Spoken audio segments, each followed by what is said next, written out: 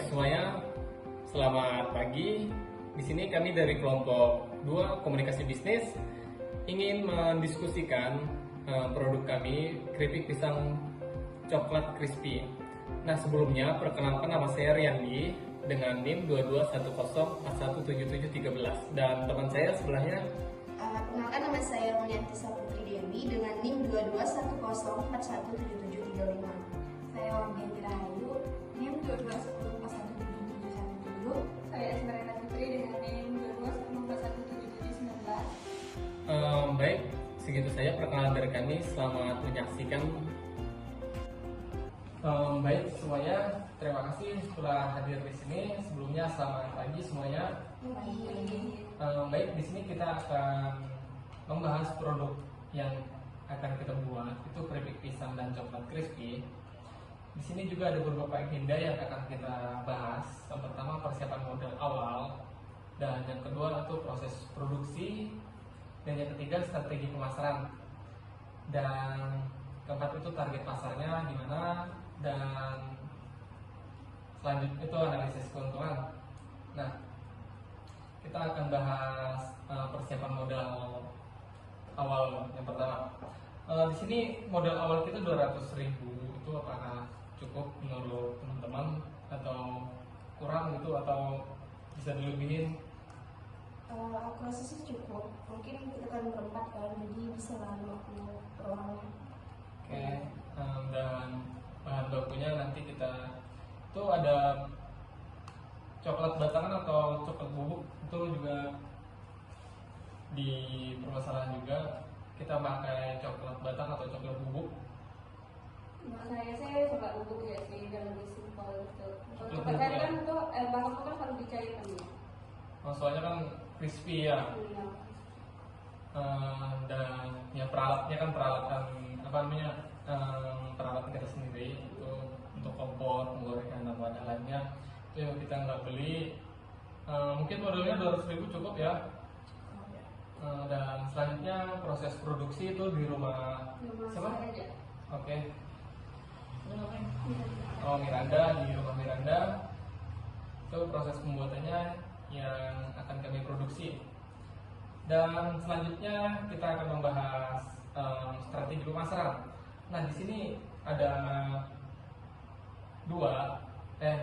ada 3 strategi pemasaran, yaitu melalui media sosial dan penjualan di lapangan dan penawaran paket. Nah, di media sosial ini kita bisa promosi lewat Instagram dan WhatsApp, grup keluarga dan teman-teman lainnya. Mungkin itu saja yang bisa kita strategi pemasarannya. Dan juga kita di sini juga menawarkan ke kafe-kafe dan sekitarnya. Menurut teman-teman gimana? Dari media sosial, penjualan di lapangan, di kafe atau di kompleks sekitar rumah kita? Menurut aku sih udah cukup bagus sih, kalau apalagi kalau menawarkan dari mulut ke mulut pakai strategi ewang gitu. Itu aku rasa lebih kita laku lah, karena kita tuh langsung berinteraksi sama orang juga. Oke. Dan media sosialnya gimana? Kalau konten sih kan, Menurut saya pun bagus juga kalau pakai media sosial. Dan juga kita ya di sini berkaitan kita ke konsumennya untuk memberikan sampel gitu. Itu bisa nggak? Boleh. Oke, nanti kita bahas selanjutnya ya. Dan tambahan lagi, ini ada target pasar. Ini target pasar kita udah cocok ke mahasiswa, karyawan dan warga sekitar. Udah cocok kita dia boleh. dengan ya cemilan murah dan praktis kan di selama kuliah. Nah, ini untuk keuntungan modalnya. Nah, modal awal kita kan 200.000 ya pertama. Dan modal awal dan plus biaya operasional lagi kan ya dihitung-hitung 200.000 cukup lah. Dan mungkin harga jual, ini kita akan bahas harga jual. Di sini harga jualnya gimana menurut teman-teman? Apakah 10.000, 15.000 atau 20.000? Harga jual produk kita ini? 15.000 tuh udah paling Paling standar ya? Nah, Atau 20? 10? Nah, menurut teman-teman gimana? Kalau aku sih Ya? Atau 20? 10? Nah, menurut teman-teman gimana? kalau aku sih kemarin nggak sih. kalau 15 tuh udah standar. Udah standar ya, 20 kemarin. Oke, berarti ya nanti 15.000. jumlah produknya kita kali 15 gitu ya. Nantilah kita bahas modalnya ya. Nanti kita bisa diskusikan lagi. Dan untuk pengemasan produk nih kita biasanya menggunakan apa? Kemasan rapi atau pakai packaging yang seperti apa? Packaging yang kayak mobil plastik. Nah, yang pakai yang bisa langsung. Kalau pakai yang cup tuh bah, takutnya itu bolong. Kalau itu tuh bah, Atau lembab ya? Atau melempam gitu kan? Jadi pakai yang plastik gitu. plastik. Oke. Jadi pakai tambahan lagi nih untuk labelnya yang stiker-stiker gitu perlu kita tambahin atau enggak nih? Boleh untuk menarikkan supaya orang tahu kalau itu tuh hasil karya kita gitu. Jadi kita bikin logo tersendiri baru dijadikan stiker untuk tempelkan di plastiknya nanti. Oke. Nah, jadi udah sepakat ya pakai apa namanya label yang menarik gitu. Nah, untuk memperluas jaringannya ini ya baru angan-angan kan, siapa tahu produk ini bisa memperluas jaringan, bisa besar gitu. Bisakah kita nih bergabung di komunitas UMKM sekitar di Pontianak gitu? Atau ikut pameran di biasanya tuh di expo kan biasanya ada pameran. Boleh ya kita gabung ikut gitu kan? Oke.